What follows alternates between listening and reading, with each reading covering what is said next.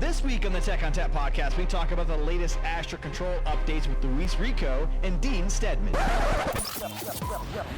Welcome to the Tech on Tap podcast with Justin Parisi. I love NetApp. Oh, yeah. NetApp. I love this company. Support.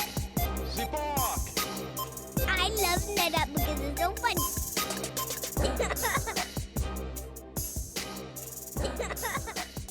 Hello and welcome to the Tech on Tap podcast. My name is Justin Parisi. I'm here in the basement of my house, and with me today I have a couple of special guests to talk to us all about NetApp's Astra software. So to do that, we have Dean Steadman. Dean, what do you do here at NetApp, and how do I reach you? Yeah, I'm a manager on the Astra go-to-market product management team, and I focus on all things Kubernetes. The easiest way to reach me is on NetApp's Discord channel, just Dean Steadman on there. I enjoy chatting with folks and interacting online and answering a lot of questions for our customers. All right, excellent. Also with us today, we have Luis Rico. So Luis, what do you do here at NetApp, and how do we reach you? Thank you, Justin. I'm Principal Product Manager for Astra. So Astra, as you know, is the data management for Kubernetes piece in the NetApp portfolio. And the way to reach to me is luis.rico@netapp.com. So you said that Astra is the data management piece for Kubernetes. Let's dive into a little bit more. So there are several aspects of Astra. It's kind of like an umbrella of products, right? So tell us about Astra. Tell us what it consists of and what sort of things we do with it. Yeah, sure. So Astra is based on two products. The first one is a very well-known, formerly known as Trident, and it's our connector, CSI driver, to connect any Kubernetes distribution to any storage solution out there, on-premise or in the public cloud. The second product is Astra Control, and Astra Control is the data management piece itself. So it's able to provide snapshots, clones, backups, restore, replication, disaster recovery, portability, and migration for applications running in Kubernetes, containerized applications. So these are the two products of the Astra portfolio. My understanding of Astra Control is it's a backup and recovery module, like you mentioned, but it doesn't just back up the data. It does a lot of other things as well, right? Yeah, exactly. So we are able to do quick snapshots and clones. Obviously, the snapshots are based on our wonderful ONTAP snapshot technology, but also we are able to do backups and restore and quick clones, and we integrate ourselves with our replication technology with SnapMirror. So we are able to provide quick disaster recovery for Kubernetes applications. And when we do that, we are not only covering the storage part of the Kubernetes workload, but also the metadata, the Kubernetes resources that are part of the application, but they are not in the volume that is provided by NetApp. So we are also able to orchestrate all that. So metadata and data together to restore an application or migrate or do portability of an application or disaster recovery of an application to a different Kubernetes cluster or OpenShift cluster. Okay. So we extend this capability not only to the storage, but also to the application layer. Yeah, and I think just to hammer home what Luis said there, from a Kubernetes administration perspective, that is absolutely critical. And it's because it is a different way of deploying an application than we've done in IT traditionally. We've usually thought about applications as monolithic elements within our environments, with the data all living inside of a single set of volumes that all need to be managed separately and together as a group.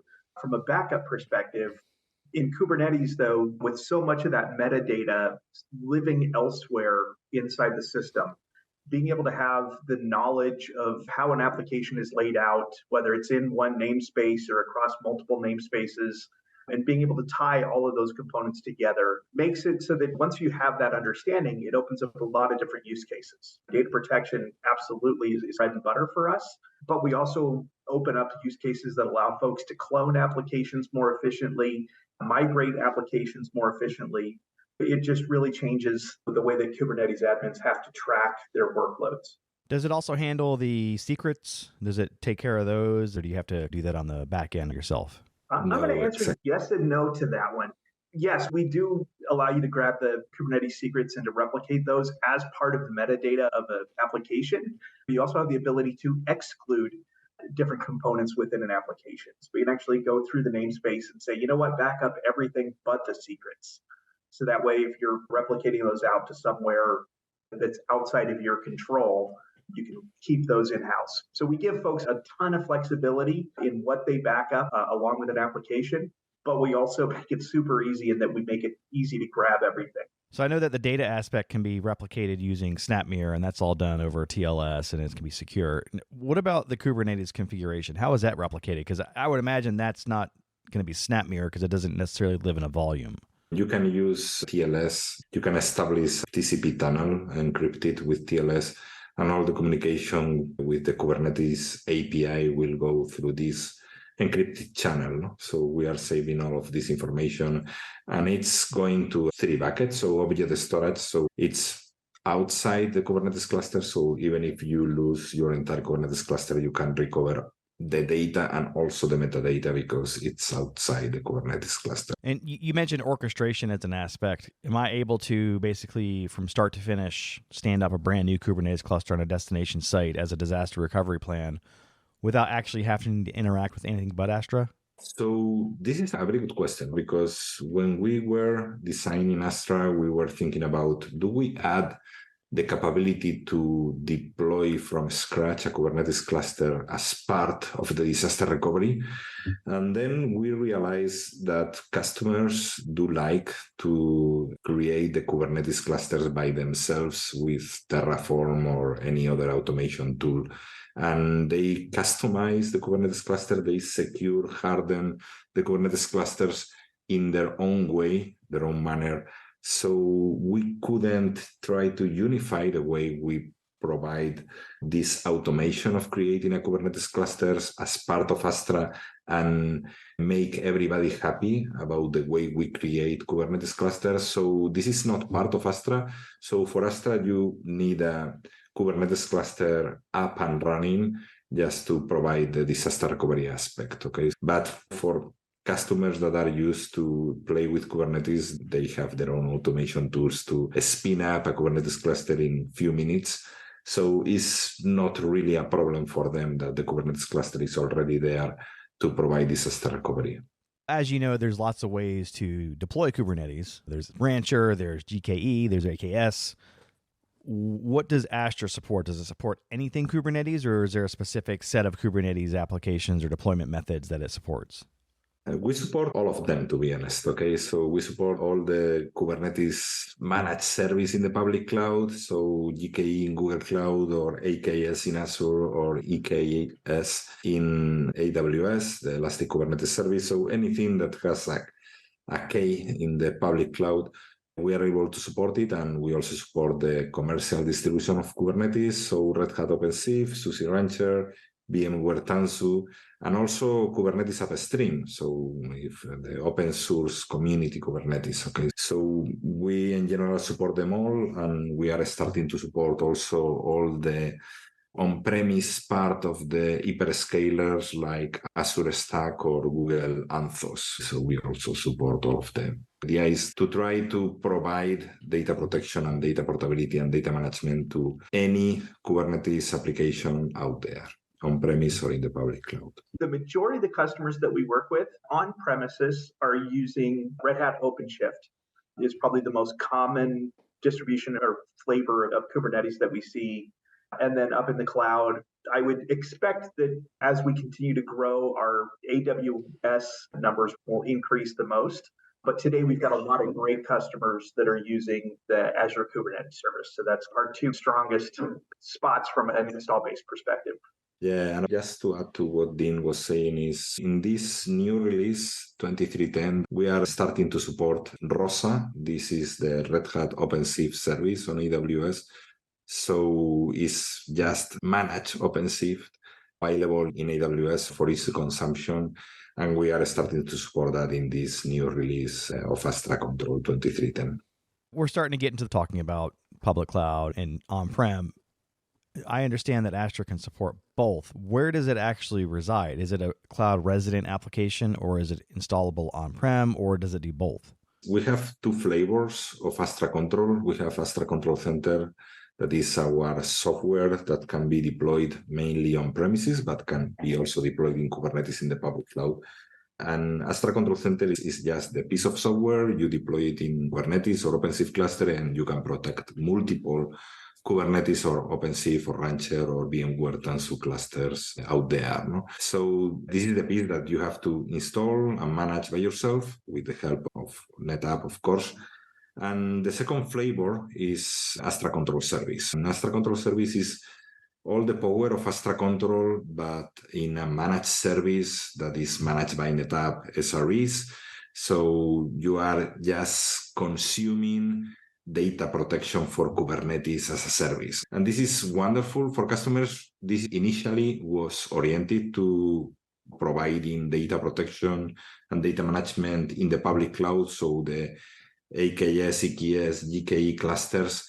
But now with the 2310 release, we are going to be able to support on-premise clusters with Astra Control Service. With a single pane of glass, a single console, we are able to provide data management for clusters in the public cloud and also clusters on-premise. So you can do easily data migration from on-premise to the public cloud, or between different hyperscalers in the public cloud, or between the public cloud and on-premise. With the cloud and NetApp offerings, there are two different approaches. There's the managed service, and then there's the self-service. And the managed service includes things like CVS and ANF.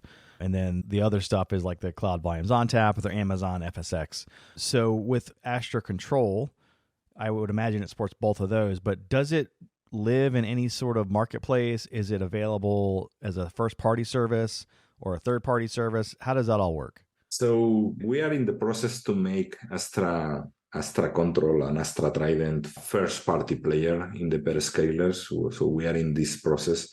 So right now with Astra Control, we are able to support all of our own managed storage solutions. So as you said, the FSx for NetApp ONTAP and Azure Files, and also Cloud Volume Services, and now Google Cloud NetApp Volumes in the next release.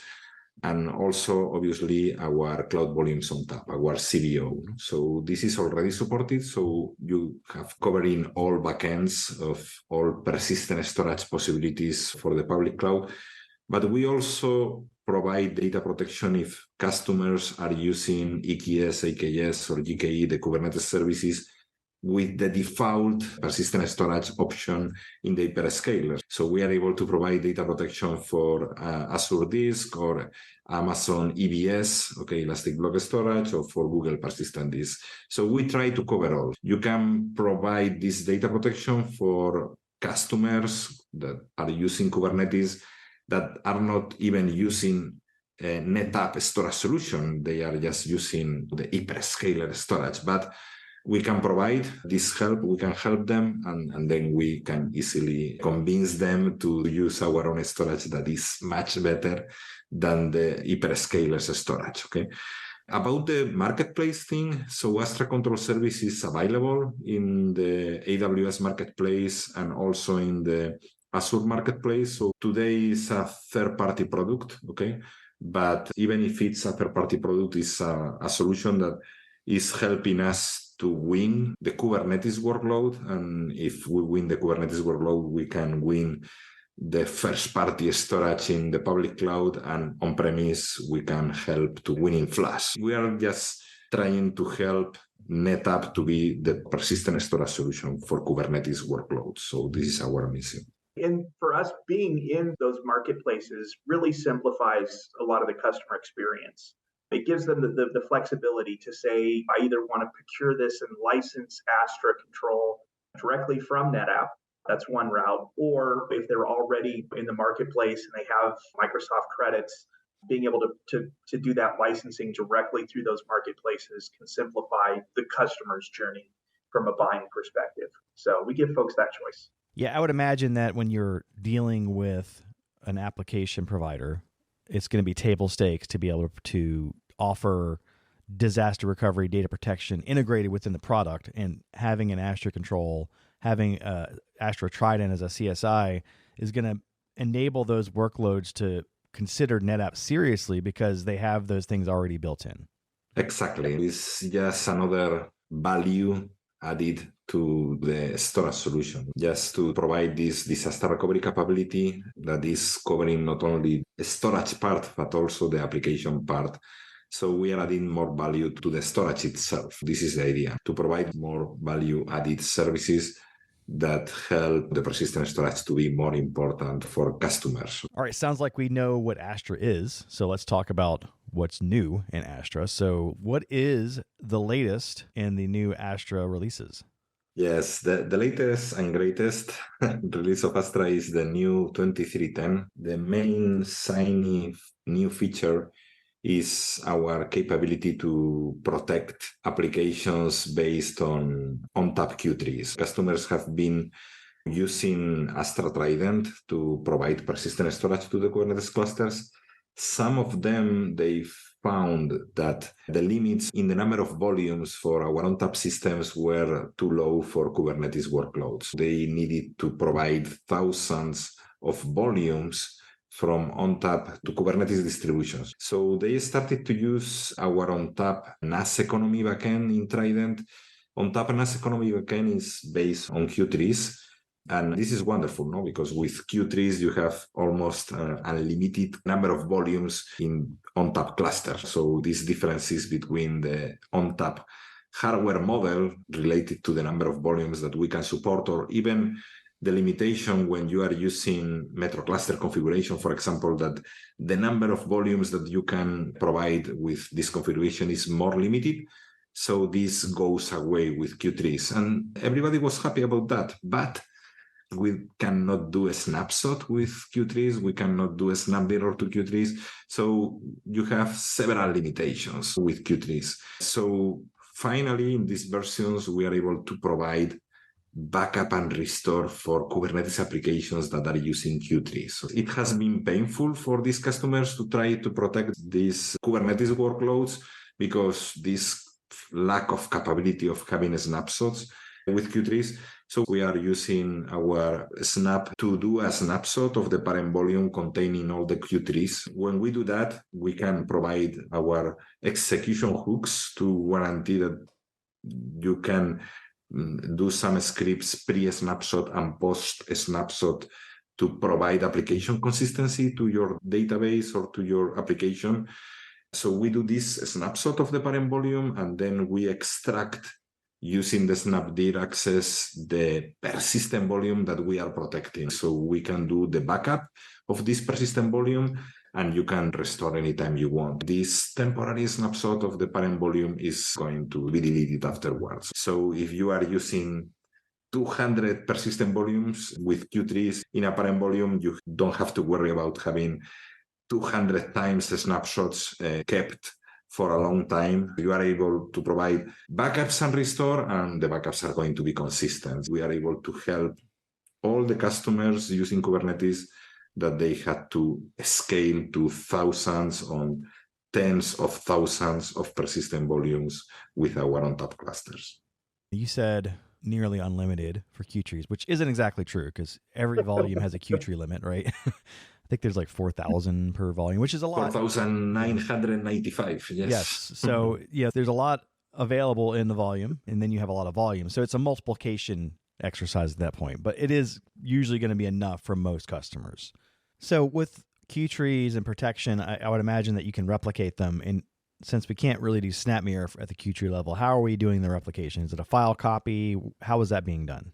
So we are not doing storage replication yet for that part. We have a data mover that is able to read only the clone of this snapshot directory that we are extracting, and we are reading the data, reading the content of the Q3 and sending it to object storage outside the Kubernetes cluster. So normally it's S3 object storage to a bucket.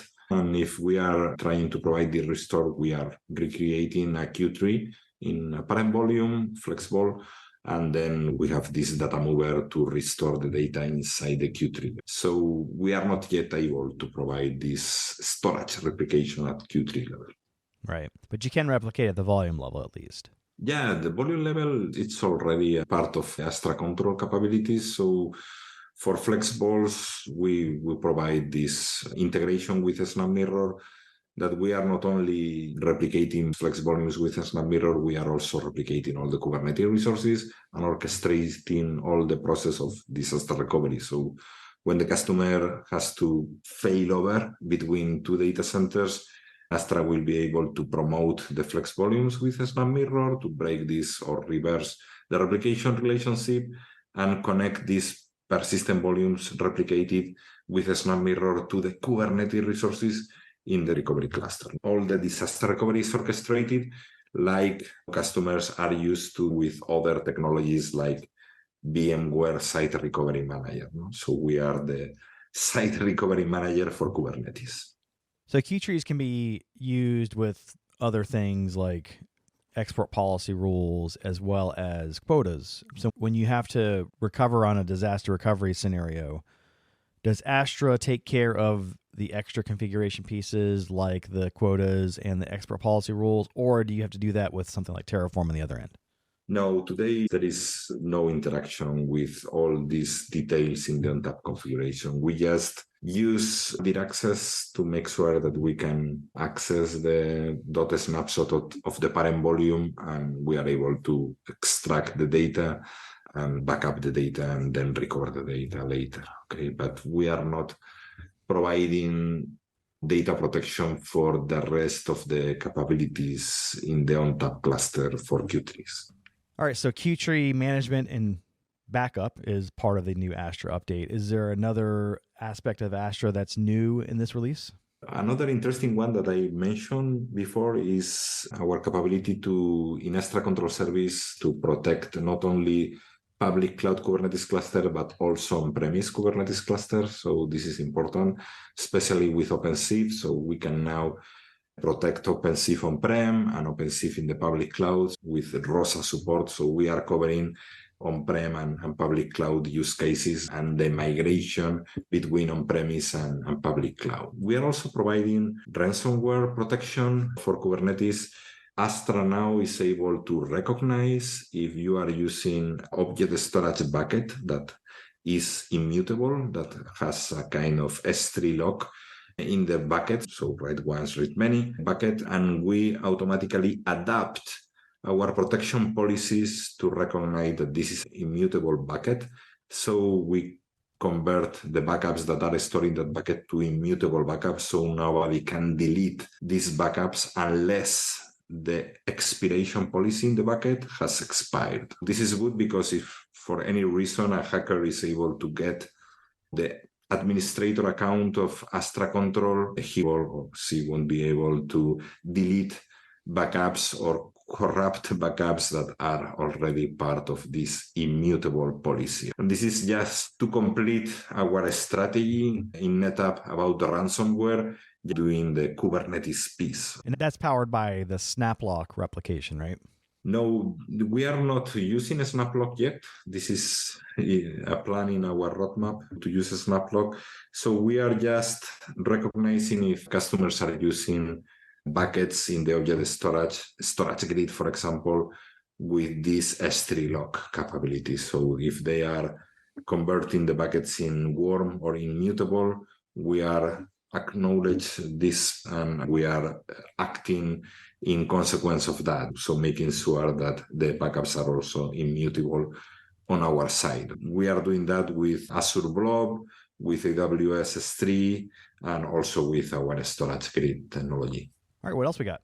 We also have more security things. For example, we are providing now in-flight data encryption with Astra Control between containers and pods that are running applications and the volumes that are holding the data used by applications. So all this traffic can now be encrypted using Kerberos. So you can provide more security and you can comply with regulations just to make sure if applications in Kubernetes are accessing sensible data in the persistent volumes, the traffic between the application, the containers, and the volumes is also encrypted using Kerberos. In addition to that, we are also increasing for faster trading with a new protocol.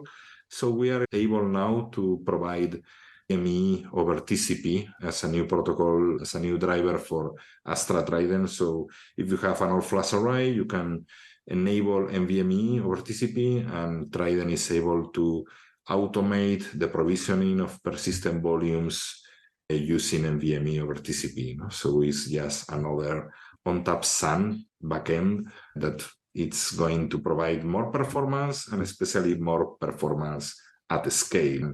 The at scale thing is part of the Kubernetes DNA. All right, so we just had NetApp Insight, and I imagine you did some things there. So tell us about what you did at NetApp Insight, and then also tell us about anything else that's coming up as far as the conferences go. Yeah, we were just out at Insight this last week. It was a great conference for our team. We met with a lot of customers.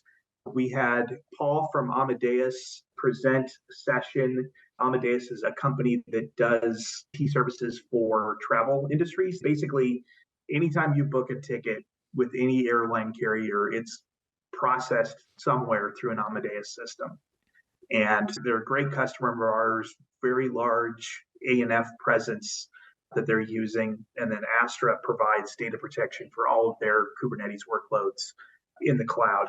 So super good session, really insightful into real world challenges of doing Kubernetes at scale. Looking forward, we've got KubeCon coming up November 6th through 9th. That's the largest Kubernetes event in the industry. It's taking place in Chicago this year. We'll have a team right now just of about 30 folks from all across NetApp. We'll be a gold sponsor, and we'll have live demos in our booth, of course, of Astra. The FSX team has some really cool demos of FSX use cases for Kubernetes. And then our friends in the Cloud Insights team will be there showing how Cloud Insights can provide observability and monitoring for Kubernetes workloads. They've got some great demos debugging latency issues real time. So really looking forward to the event. It's a good show for us. We meet a lot of new customers there, and opens up a lot of doors for NetApp by being there. Then looking out to the future, after the new year, there's a OpenShift Summit event in Zurich that we'll have a team of folks at, meeting with OpenShift customers.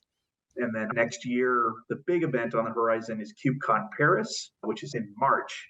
And the team is really looking forward to that as well. We're really engaged in the Kubernetes space. We see Kubernetes as a really new set of workloads for NetApp. A lot of our existing customers are migrating and modernizing applications to Kubernetes, but every new Kubernetes customer we talk to is an opportunity for us to sell a new ONTAP system. And it's a new workload, it's got new data. If there's new data, they need new storage. So I always stress to our teams that if you want to sell Flash, you want to sell ONTAP, talk to Kubernetes teams because they have data. Don't forget, please, the next year's event is important for us, is the Red Hat Summit that is going to be in your hometown, Denver. So come on, you have to also to mention that. Yeah, that's looking off to May, which seems like a million years from now for me. But yeah, I'll host folks here in Denver for that summit as well. So you're not looking forward to KubeCon because it's in Paris?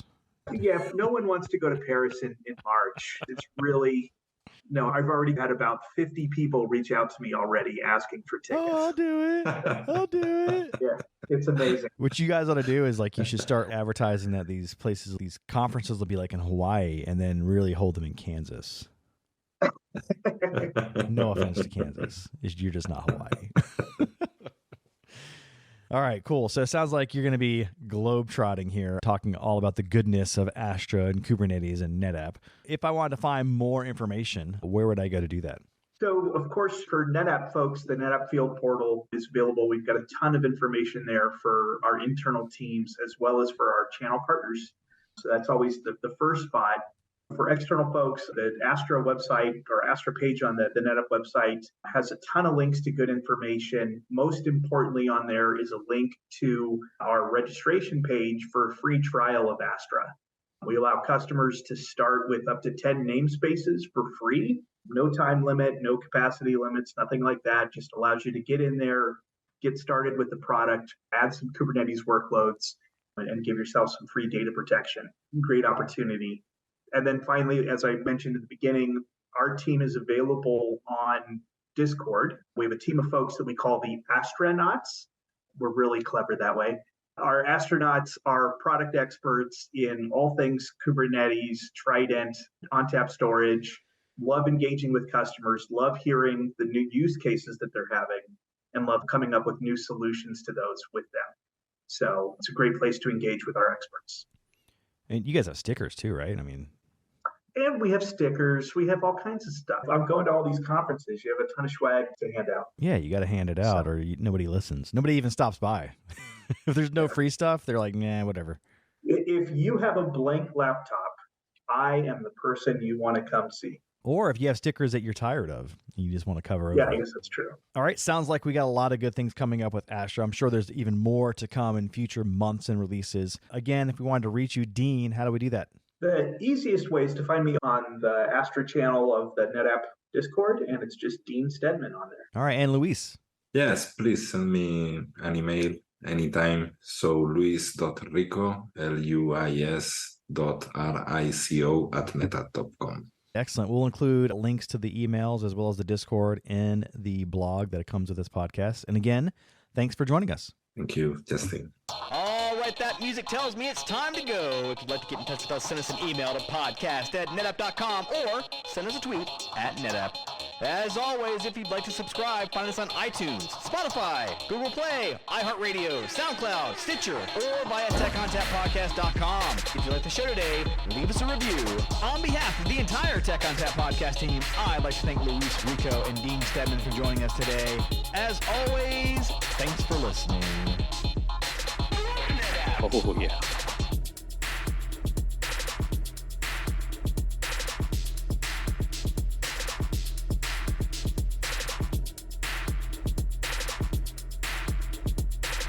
Is it just me that's getting off on this? Oh, yeah.